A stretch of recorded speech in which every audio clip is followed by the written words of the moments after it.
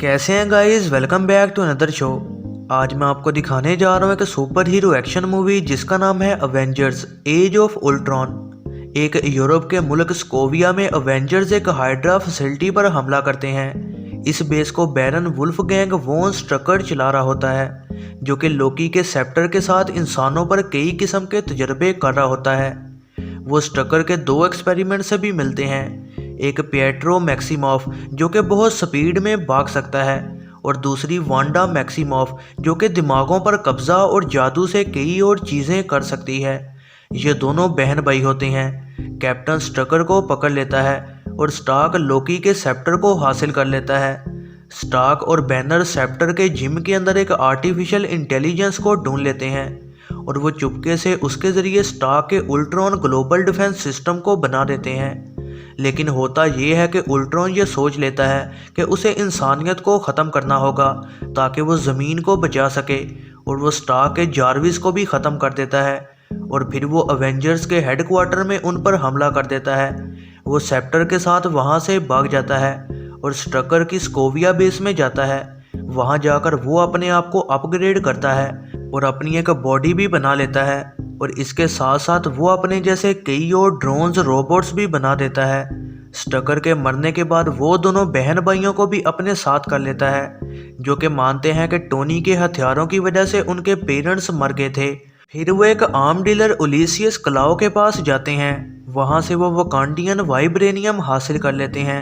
Avengers उल्ट्रॉन और दोनों बहन भाइयों पर हमला करते हैं, लेकिन वांडा उनके दिमाग में अजीब विजन्स डाल देती है, जिसकी वजह से हुल्क हर जगह पर हमला करना शुरू कर देता है और फिर स्टार्क उसको हुल्क बस्टर आर्मर का इस्तेमाल करके रोकता है। पूरी दुनिया उनके खिलाफ हो रही होती है और वांडा की विजन्स की वजह से उन्हें काफ़ी प्रॉब्लम्स आ चुकी होती हैं, और इस वजह से वो सब एक सेफ हाउस में जाकर छुप जाते हैं।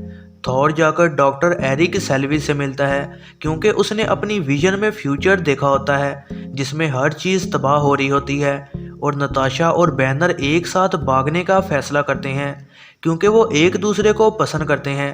लेकिन निक फ्यूरी वहां आ जाता है और टीम को हिम्मत देता है कि वो उल्ट्रॉन को रोकने के लिए कुछ करें। सोल में उल्ट्रॉन टोनी की साथी डॉक्टर हेलन चॉ को मजबूर करता है कि वो वाइब्रेनियम की मदद से उसके लिए एक बेहतरीन बॉडी बनाए, और फिर उस बॉडी में वो इन्फिनिटी स्टोन लगाकर अपने लिए एक बेहतरीन जिस्म बना लेगा।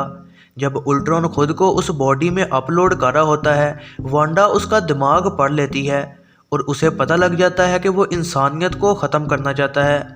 वो दोनों इस वजह से उल्ट्रॉन के खिलाफ हो जाते हैं। कैप्टन अमेरिका, ब्लैक विडो और हॉकआई उल्ट्रॉन को ढूंढ लेते हैं और उस बॉडी को भी हासिल कर लेते हैं। लेकिन इस लड़ाई के दौरान उल्ट्रॉन ब्लैक विडो को पकड़ लेता है। अवेंजर्स एक दूसरे से लड़ना शुरू हो जाते हैं और टोनी चुपके से जारविस को उस बॉडी में अपलोड कर देता है, जो कि अभी भी ठीक होता है और तबाह नहीं हुआ होता क्योंकि वो इंटरनेट के अंदर उल्ट्रॉन से छुपने की कोशिश कर रहा था। थॉर आकर उस बॉडी को एक्टिवेट करने में मदद करता है। थॉर फिर एक्सप्लेन करता है कि ये उन 6 इन्फिनिटी स्टोन्स में से एक स्टोन है जो कि बेहद पावरफुल है और उसकी विजन में दिखाई दिया था। उस बॉडी से विजन बन जाता है और वो वांडा और उसके भाई के साथ स्कोविया में जाते हैं। वहाँ उल्ट्रॉन ने वाइब्रेनियम के इस्तेमाल से एक मशीन बना दी होती है जो कि शहर के कुछ हिस्से को उड़ाकर ऊपर ले जा सकती है, और फिर वो इस हिस्से को ज़मीन पर दोबारा मारेगा और इस तरह पूरी दुनिया से इंसान ख़त्म हो जाएंगे। बैनर नताशा को बचाता है जो कि हुल्क को जगा देती है। अवेंजर्स फिर उल्ट्रॉन की आर्मी से लड़ते हैं और फ्यूरी हेली कैरियर में वहां आ जाता है। उसके साथ मारिया हिल, जेम्स रॉड्स और शील्ड एजेंट्स होते हैं ताकि वो वहां से आम इंसानों को बचा कर निकाल सकें। वांडा का भाई मर जाता है जब वो हॉकआई को बचा रहा होता है, और गुस्से में वांडा अपनी पोस्ट छोड़कर उल्ट्रॉन की मेन बॉडी को मारने चली जाती है, जिसकी वजह से उसका एक ड्रोन मशीन को एक्टिवेट कर देता है। शहर नीचे गिर रहा होता है लेकिन स्टार्क और थॉर मशीन को ओवरलोड कर देते हैं और इस वजह से वो जगह आसमान पर ही तबाह हो जाती है। आखिरी सीन में हुल्क, जो कि नताशा को उसके साथ रख के नुकसान पहुंचाना नहीं चाहता, वो एक जेट में वहां से चला जाता है और विजन उल्ट्रॉन की आखिरी बॉडी को भी ख़त्म कर देता है। बाद में अवेंजर्स एक नई बेस बना लेते हैं जिसे फ्यूरी, चॉ, सेल्वी चलाते हैं।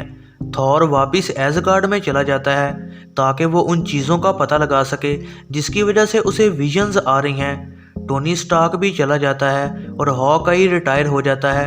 रॉजर और नताशा नए अवेंजर्स को ट्रेन करने की तैयारी करते हैं और उनके साथ रॉड्स, विजन, फैल्कन और वांडा होते हैं। मिड क्रेडिट सीन में थैनोस, जो कि अपने साथियों की नाकामियों पर बहुत गुस्सा होता है, वो इन्फिनिटी गॉन्टलेट को पहन लेता है और कहता है कि अब वो खुद जाकर इन्फिनिटी स्टोन्स को हासिल करेगा। यह है जरनाब मूवीज़ रिव्यू। वीडियो पसंद आई हो तो लाइक ज़रूर कीजिएगा और ऐसी ही नई वीडियोस के लिए चैनल को सब्सक्राइब और बेल नोटिफिकेशन को ऑन करना ना भूलिएगा।